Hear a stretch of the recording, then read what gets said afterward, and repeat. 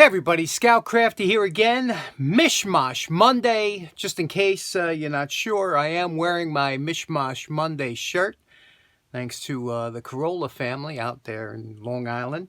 And today, I had a craving for a certain type of food, Chinese food. You ever get those cravings? I gotta tell you, I only crave Chinese food a few times a year. And today was one of them. I just had a craving for that egg drop soup. You ever have that? You know, here in New York, we have a large selection of Chinese restaurants, but I figured I'd take a walk. You know, I usually walk between midnight and 2 a.m. I said, you know what? I'll go early today. I'll take a walk about 8 o'clock. Go walk up. It's about 3/4 of a mile away. I'll go walk to the restaurant, get my soup, and walk back. You know, it'd be a nice way to break it up a little bit. And I have to tell you something. The amount of cannabis smell, you know, cannabis or marijuana, pot, whatever you call it, it's exploded. You know, I know between 12 and 2 a.m. there are certain blocks I can't walk down. It just reeks. Believe it or not, the whole block. I'm like, every single night these people are getting high or whatever. And I'm like, how could you do this? How could you every single night just, but they do. So I avoid those because the pot today, some of your old timers are laughing, but the pot today smells like skunk. Anyway, around here it does, And I didn't even know what it was. I was embarrassed one time because my neighbor I was late at night. I was feeding a raccoon or something, and I said, my neighbor I said, you smell that? I said, it smells like somebody must have hit a skunk with their car. And she was laughing. And I was like, what's the matter? She goes, no, that's the weed. It smells like skunk. I was like, who would put that in their body? I don't know. Maybe I'm old-fashioned. I'm square, all right? I'll admit it. I'm square. I'm old-fashioned, but I just don't get it with these people. So today I'm going there, and I swear 3/4 of the walk for me was surrounded by the stink of cannabis. I felt like I was at a Pink Floyd concert in the 70s. If you've been to a Pink Floyd concert, that's, But this is only worse because it smells like skunk. I don't know. Is it me? Are you on the highway now? You're driving, you smell it the people in front of you are smoking, and you're like, this can't be good. This can't be good for society in general, So I don't know what's going on, but anyway, so that was my little thing. But anyway, the soup was great. And I came back, I feel good. I figured, let me get down here, do a little work down the basement, get started on a project, and let's get right to it now. Okay, for today's project, I was kind of sitting on this for a while, and I'll tell you why. As you know, I'm kind of a admirer of crate tools. I always liked what they were, how they performed, their usefulness, and the different types they made. Most of the ones that I used to restore and collect were that of the Bridgeport manufacturing, like the Knox Tox and the Baby Terrier, and they had a whole bunch, the Box Terrier, so I always liked the crate tools. And when I saw this one on eBay, it was, I think, $8, so I went for it. There was no other bidders. And then when I got it, see, the pictures that it showed on eBay, it did not look like this. It kind of looked a little bit chintzy and cheap. And when I got it in the mail, I felt it, and I was like, this is a substantial tool. I said, uh-oh. And then I looked at it, and if you look here, it says C.E. Bonner, and they were out of Champaign, Illinois, okay? And the patent date on this, it says March, but it's abbreviated MCH. That's actually the patent date. March, what is that, 6th, is it? It's 1901, or March 5th, 1901. So I said, okay, this is a little bit better than the cheap one I thought it would be. And I said, I don't want to, again, with this channel, we like to mess around with cheap tools, not collectible ones. But I did some searching. They're quite available. There were a bunch of these made. And so I said, okay, I'm going to work on this. This one here was, was beat on a little bit. You could see the little hump here, the curve. Now, the only thing is, with this tool, my biggest concern, and that's why I kind of put it off for a while, is keeping as much of that lettering as you can, because that's the hard part when doing a tool like this. But you could see here, it has been abused. You know, it was hit on top. That's what bulged it over on the side there. You can see that bulge.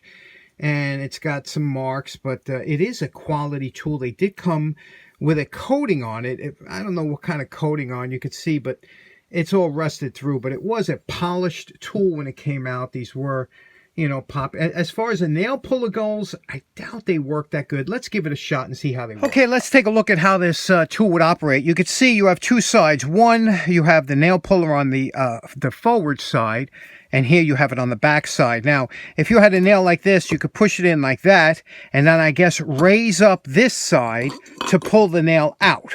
Okay, so you would push it in like this, pull up, and it would pull the nail out.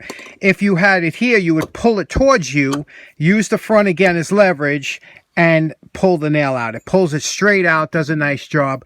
Couple problems with this that I could see. First of all, if the nail is set flat, there's no way, because this is flat, there's no way that that'll get under the nail. Here, you see I have it only about 1/8 of an inch above the surface. We're going to put this in. You can see it doesn't get under the nail. You see how it's stopped? But you can hit this area here, the back, which will wedge that in underneath it and then pull it up, taking the nail out. So if you have a little bit of a gap, you can use this tool. And it does work well as far as like that, you know, is using the leverage, lifting it up, because it lifts it straight up, making the nails usable once again. So that's a nice feature. It was a nicely made tool. Very fit and feel on this is very nice, but you know, it's mashed up, it's banged up. Somebody, you know, used it for all kinds of things. So let's see if we can't get this back to what it looked like when it was new.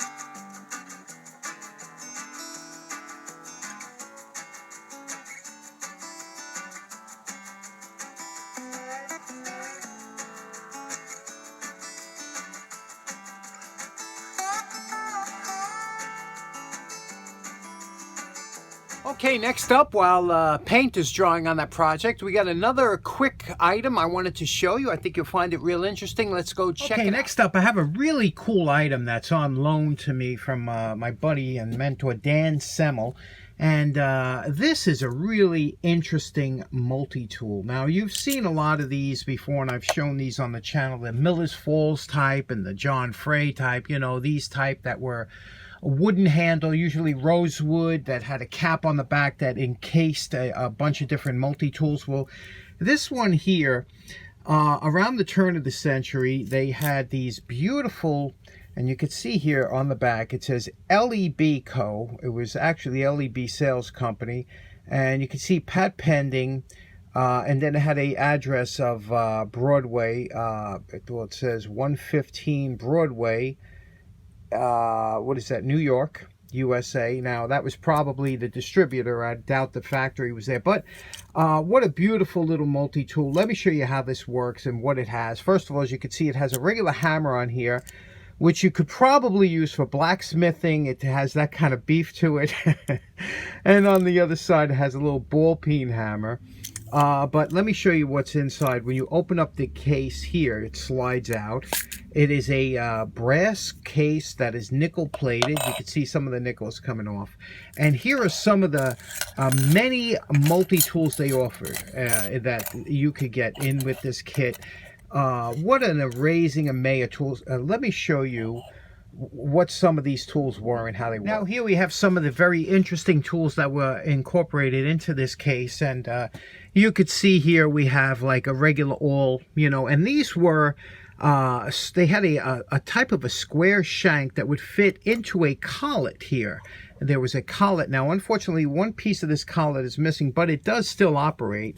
And you could see here that this is threaded down. So as you would tighten this down, the collet would close around the particular tool. It also had a saw, a couple tools that actually aren't included in the kit, but they had, you know, 35 or 40 different tools. Some of them I thought were extremely interesting because, you know, like a awl or a punch that you would, a sail punch. They had funny ways of naming some of these, but this is very interesting, a pair of dividers, and these are actually useful. And how many times could you use a pair of dividers in measuring something on a map or something?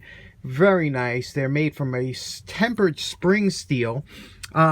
Here's something interesting, because it did come with a couple pieces of these steel, and they were used for different, there's a whole different way you could use this. Like if you put this into here, in this top piece here, you could make a square, you know, if you needed to measure some kind of square. If you took this piece here and placed it into the top here, this then became a measuring caliper, because it had measuring scales on here, so you could slide this in and out and make a measuring caliper. You could see if you want to measure something.